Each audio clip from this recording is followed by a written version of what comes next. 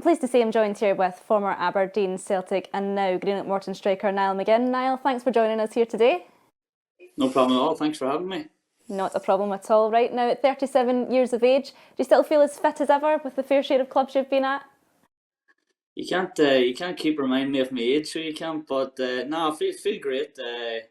I'm enjoying being back in Scotland, back to sort of familiarities, sort of regarding the playing side of things, sort of even the fan side of things. I've always enjoyed being in Scotland, playing in front of obviously passionate fans, and I just sort of know how much they love the game over here. So when the opportunity came up to obviously come back to Scotland at my grand old age at 37, I thought brilliant, and I was excited for obviously the move to come back again.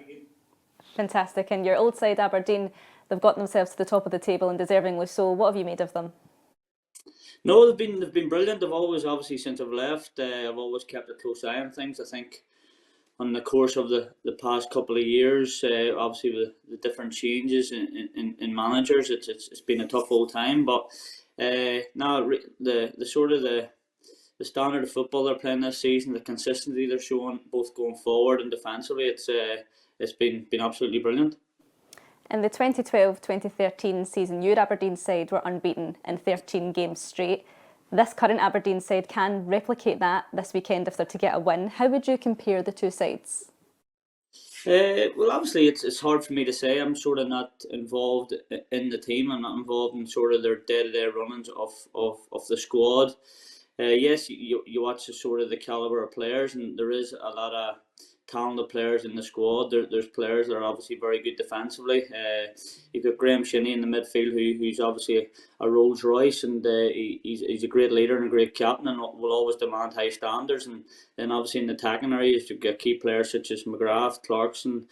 Although yeah, now Papagayo is out injured for a while, they're going to have other players to step up. But I think looking back and to sort of see the squad that we had back then, I think the consistency was unbelievable, and I think we were very strong throughout the team. And once sort of maybe one or two players weren't playing, other players were always called upon, and getting that consistency in the Scottish Premiership is very hard. But when you sort of I think it's games when you're not playing well and you can still manage to win games that they're probably nearly more important than the games you are doing well and you're creating a lot of chances and scoring goals. So it's getting through those games that you don't play very well in, but you still manage to maybe keep a clean sheet. And I'm sure the manager has reiterated that if they keep clean sheets, they'll always create chances and win games. So now hopefully they can get another win this weekend. If you can cast your mind back to your time at Aberdeen, who were the guys that were the mainstays in the team that from the back to the middle to the front of the park?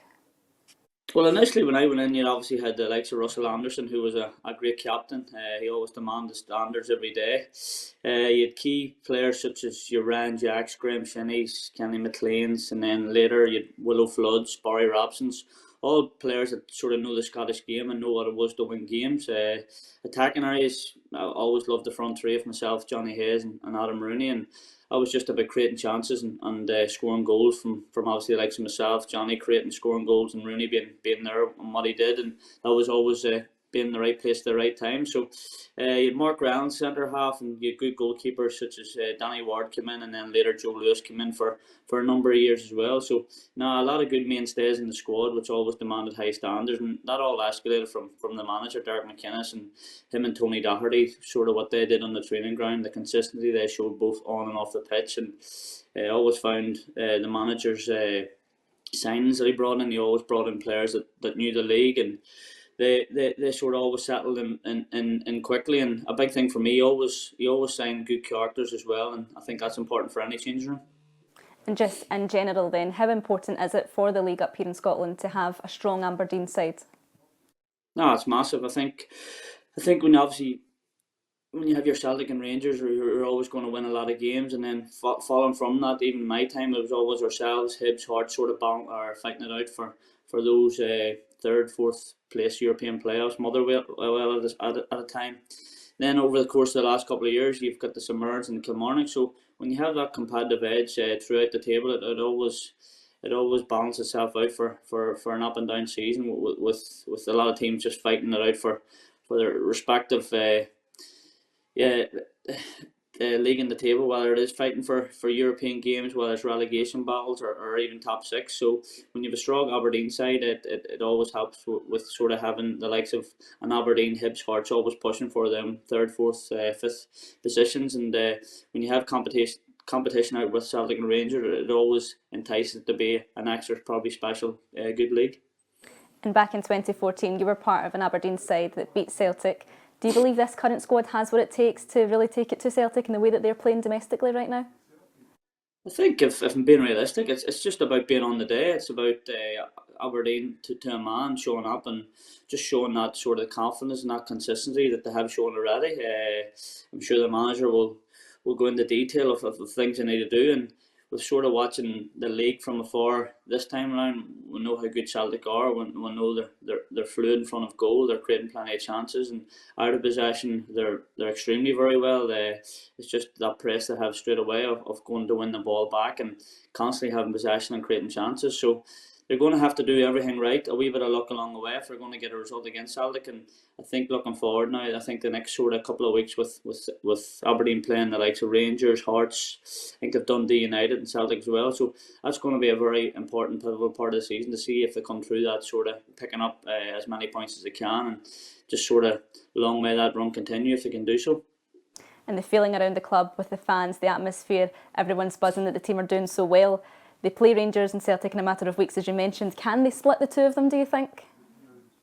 They have a chance. I think when sort of I was part of a team that we were sort of winning most weeks and we're sort of running close, and it is going to be very, very hard over the course of a long old season to sort of keep close to Celtic and obviously Rangers as well.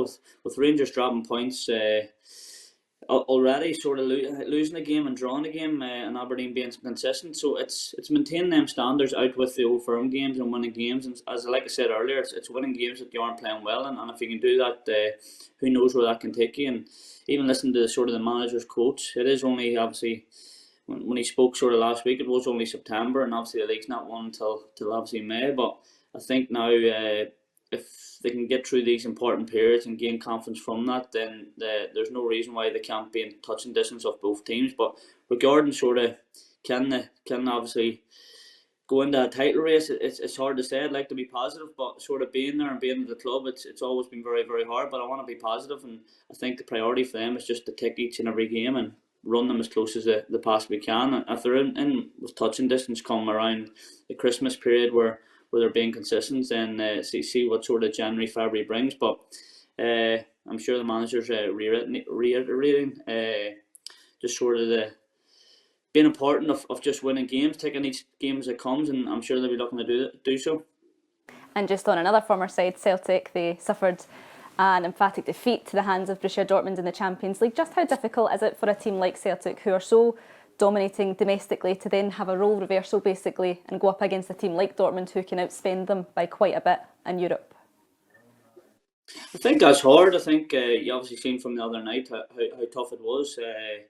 Dortmund haven't been obviously firing all cylinders in the league. They've obviously lost a couple of games and winning as well. So it's just probably getting that balance right of sort of being consistently so good at home for obviously regarding Celtic, scoring goals, free flowing, creating chances, and I think it is getting that balance right of obviously attack and defence on those big European nights. And I thought Celtic were brave in their approach to obviously go and try and go toe to toe with obviously a very, very good side who were obviously in the Champions League final last year. So it was a tough watch at times, but brave in the manager's probably decisions of how he played the game, and I'm sure he just wanted to play on from how consistent they've been in the league. But for me, in my opinion, it's just obviously getting a balance right between defending at the right times and obviously attacking at the right times. So once you sort of get into these games and these bigger and better teams get momentum, it's probably shut up shop and go safe and try and just sort of maybe nick a draw and then see what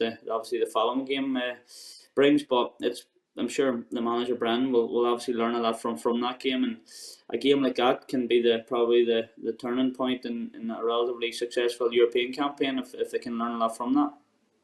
And then just for closing, Niall, now what's next for you? Can we see Niall McGinn, the coach, the manager? What's in your future, would you say? Yeah, I'd love to do that. I've done my B licence. I've nearly completed my A licence, so I think regarding, I spoke to many people about it. I see myself more as probably a manager straight away, more so than a coach. I think ideally I'd like to obviously continue coaching, get more confidence being on the pitch, speaking to players, being involved in obviously football in general. It's been a big part of my life, and I've obviously loved it, and that's why I spoke to different people over the years. And first thing they always say is keep playing for as long as you can. And I'll always want to do that. But regarding sort of going into the coaching managing side of things, I'd love to be. I think I'd love to be a manager one day. I think I've learned enough managers over the years, both domestically and international level, that I can take good and bad from everyone. And I think I definitely see myself more as a manager than a coach. But it's getting that confidence of being a coach and working with players on a day-to-day basis to sort of get that confidence to go on and be a manager. So you never know what the future holds, but definitely I'd love to stay in football for sure. And just finally then, is there a moment in your playing career that you would pick as the moment you would like to be remembered for, or your most proud moment in football? I think there's a lot that comes into my head straight away. I think regarding obviously being back in Ireland and playing for Northern Ireland, I think obviously scoring at the Euros in 2016, that was a big moment for me internationally. It was the first time Northern Ireland had qualified for a major tournament in 30 years. So to play in a major tournament, qualify for the last 16 and obviously score, I think that's a big moment to be remembered for with all Northern Ireland fans. I think the opportunity to play for a big club like Celtic, a worldwide club, was a dream come true for me. So making obviously my debut for Celtic, but regarding football side of things, Aberdeen was obviously my best and most enjoyable period of my career, where I played football the most and obviously enjoyed my football the most, scoring a lot of goals and being involved in a lot of good teams, and just always competing. It was for trophies, European football. So yeah, there's a few sort of big moments that I've named, and proud moments was always obviously Aberdeen being there for 8-9 years. I think domestically playing Scottish football were all huge proud moments for me. Niall, they've been fantastic. Thanks for joining us here this afternoon.